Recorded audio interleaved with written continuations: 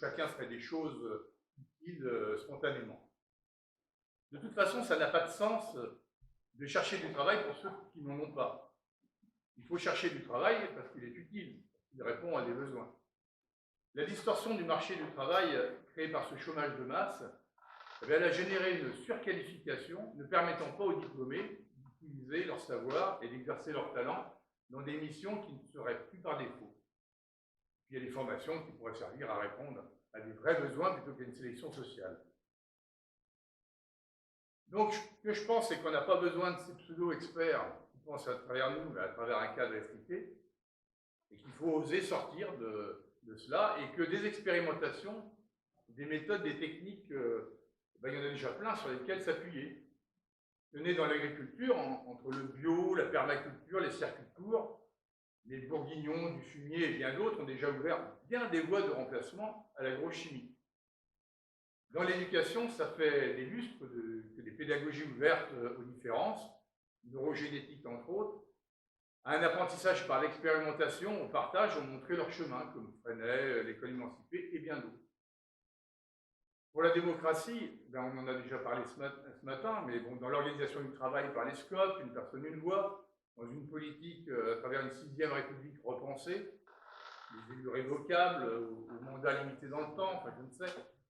Il y a des tas de choses qui ont été dites. Je pense qu'aussi au niveau local, la participation de toutes les composantes d'un territoire aux décisions territoriales, par exemple les comités de bassin, c'était déjà mieux que simplement les communes ou les communautés de communes.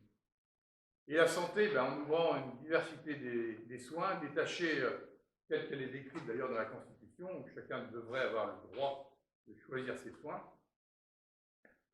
eh bien, détaché de tout pouvoir des industries pharmaceutiques et de l'ordre des médecins, pour avoir peut-être quelques belles avancées sur notre santé. Je cite juste comme ça, parce que ça me revient, un livre qui s'appelle Déchets toxiques, je crois que c'est ça, et qui explique que si pour l'amiante, on a mis un siècle avant de l'interdire, pour tous les produits que nous mettons dans l'agriculture et qui provoquent des cancers et pas mal de choses, plutôt que de demander l'aumône à des structures associatives pour compenser ça, effectivement, il y aura un moyen rapidement d'aller vers une autre forme d'agriculture. Tout ça pour dire que des pistes d'emploi pour mieux travailler, aller dans le sens des urgences écologiques et démocratiques, par autre chose que du greenwashing et de la politique électoraliste, ça nécessite, à l'instar du mal-travail décrit dans le dernier ouvrage de François Ruffin, de travailler avec ceux qui, dans chaque corps de métier, ont imaginé d'autres modes d'organisation, de chiffrer les emplois de demain, en partant bien entendu de l'existant, il faut partir d'autre chose, des besoins en formation nécessaires à cette transition. Sans doute que la réduction du temps de travail est moins urgente que de penser à bien vivre son travail sans pression, avec le temps des concertations à tout niveau. La stratégie pour sortir du chantage à l'emploi, c'est de redonner au travail sa valeur d'utilité sociale et que ses fruits, bien entendu, soient partagés. Stratégie abandonnée depuis longtemps par la plupart des partis politiques et des syndicats, qui sont toujours avec des mesures défensives, et on ne parle plus de travail, on parle de sécurité. Bien évidemment, des outils comme le salaire de base, un travail sur une nouvelle constitution, les référendums d'initiative citoyenne, la réforme et l'extension de la sécurité sociale sont tout à fait dans le même sens et devraient sûrement faire un tout. Mais bon, effectivement, pour moi, une stratégie vraiment importante, c'est de redonner l'idée que chacun peut avoir une place et être utile à la société.